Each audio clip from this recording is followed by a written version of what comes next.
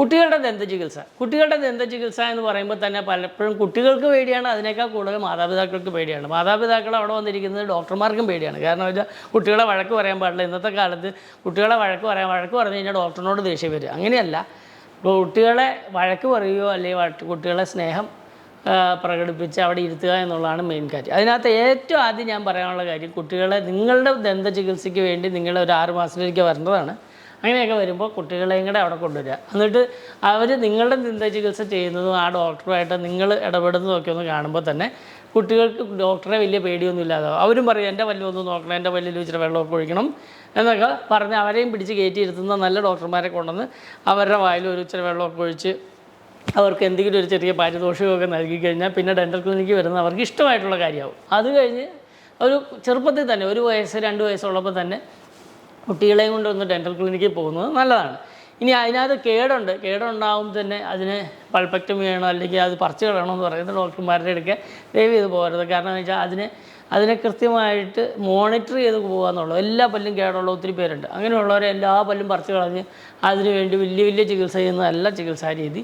ആ പല്ലുകളെ എല്ലാം ഭംഗിയാക്കി ഒരു പല്ലെങ്കിലും ഒന്ന് വെളുപ്പിച്ച് കൊടുക്കുക. കുട്ടിക്ക് വേണ്ടി ഒരു പല്ല് വെളുപ്പിച്ച് കഴിയുമ്പോൾ കൊച്ചിന് മനസ്സിലാവും, ഓഹോ ആ ഡോക്ടറിൻ്റെ അടുക്ക് പോയാൽ എൻ്റെ ബ്രൗൺ കളറിലുള്ള പല്ല് വെളുത്ത പല്ലാകുമെന്ന് മനസ്സിലാക്കി അതിന് ശേഷം നമുക്ക് കുറേശ്ശെയായിട്ട് പല്ലുകളെയൊക്കെ ഭംഗിയാക്കി എടുക്കാം. വേദനയുള്ള പല്ലുകളെ പൾപ്പക്ടമി എന്ന് പറയുന്ന ട്രീറ്റ്മെൻറ്റ് വഴി നമുക്കതിനെ ശരിയാക്കി വേദന ഇല്ലാതാക്കാൻ പറ്റും.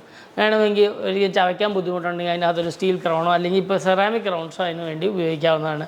ഇങ്ങനെയെല്ലാം ശരിയാക്കി വരുമ്പോൾ കുട്ടികൾക്കും ഡോക്ടർമാരിലൊരു കോൺഫിഡൻസ് ഉണ്ട്. കുട്ടികൾ അടുത്തുള്ള സ്കൂളുകളിലൊക്കെ പോയി അവരുടെ സ്കൂളുകളിൽ അവരുടെ ഫ്രണ്ട്സിനോടൊക്കെ പറയും, ആ ഡോക്ടറുടെ അടുത്ത് പോയി എൻ്റെ ബ്രൗൺ പല്ല് വൈറ്റ് പല്ലാക്കി തന്നു എന്നൊക്കെ പറഞ്ഞ് ആ ഒരു കോൺഫിഡൻസ് ബിൽഡ് ചെയ്യാണ് ശരിക്കും പറഞ്ഞാൽ വേണ്ടത്. പലപ്പോഴും എന്നെ വിളിച്ച് ചോദിക്കാറുണ്ട്, അനസ്തേഷ്യ കൊടുത്ത് ഈ പല്ലൊക്കെ പറിച്ച് കളയാൻ പറഞ്ഞു, അത് കഴിഞ്ഞിട്ട് സ്പേസ് മെയിൻറ്റെയിനർ വയ്ക്കാൻ പറഞ്ഞു. പല്ല് പറിച്ച് കളയുന്ന ചികിത്സയല്ല ശരിക്കും പറഞ്ഞു കഴിഞ്ഞാൽ നല്ലത്.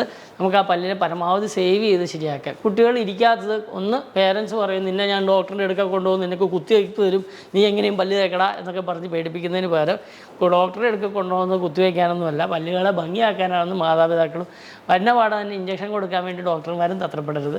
അതിന് പകരം കുട്ടികളെ എങ്ങനെ സ്നേഹത്തോടെ അവരുടെ പല്ലുകളെ ഭംഗിയാക്കാമെന്നവരെ കാണിച്ചു കൊടുക്കണം. കാരണം കുട്ടികൾക്ക് പറഞ്ഞു കൊടുത്താലൊന്നും മനസ്സിലാവില്ല. അതുകൊണ്ട് അവരൊന്ന് കാണിച്ചു കൊടുക്കണം. ഒരു ബ്രൗൺ കളറിലുള്ള പല്ല് വെളുത്ത പല്ലാക്കി കൊടുത്തു, അല്ലെങ്കിൽ അത് എല്ലാ കാലവും നിൽക്കണം. ഇനി ആ കൊച്ചിൻ്റെ അടുത്ത പല്ല് വരാതെ നിൽക്കണമെന്ന് ചിലപ്പോൾ സാധിച്ചത് വരില്ല. ആദ്യത്തെ പ്രാവശ്യം വരുന്നത് ഡോക്ടറും ഒരു ചെറിയൊരു ടെസ്റ്റ് പോലെ ചെയ്ത് കൊടുക്കുക. അപ്പോൾ അതിനുവേണ്ടി അത് നിലനിൽക്കാൻ വേണ്ടി അതിന് വലിയ പ്രൊസീജിയർ ചെയ്യാതെ ചെറിയൊരു പ്രൊസീജിയർ ചെയ്ത് കുട്ടിയോട് ആ കോൺഫിഡൻസ് ബിൽഡ് ചെയ്ത് കഴിഞ്ഞാൽ പിന്നെ വലിയ പ്രൊസീജിയറിനൊക്കെ കുട്ടികൾ നിൽക്കും. അതുകൊണ്ട് കുട്ടികളുടെ ചികിത്സ എന്ന് പറയുന്നത് പല പ്രാവശ്യം പോകേണ്ടി വരാമെന്നുണ്ടെങ്കിലും നന്നായിട്ട് ചികിത്സിച്ച് കഴിഞ്ഞാൽ കുട്ടികളും ഡോക്ടറും തമ്മിലുള്ള ആ ബന്ധം ഉണ്ടാവും.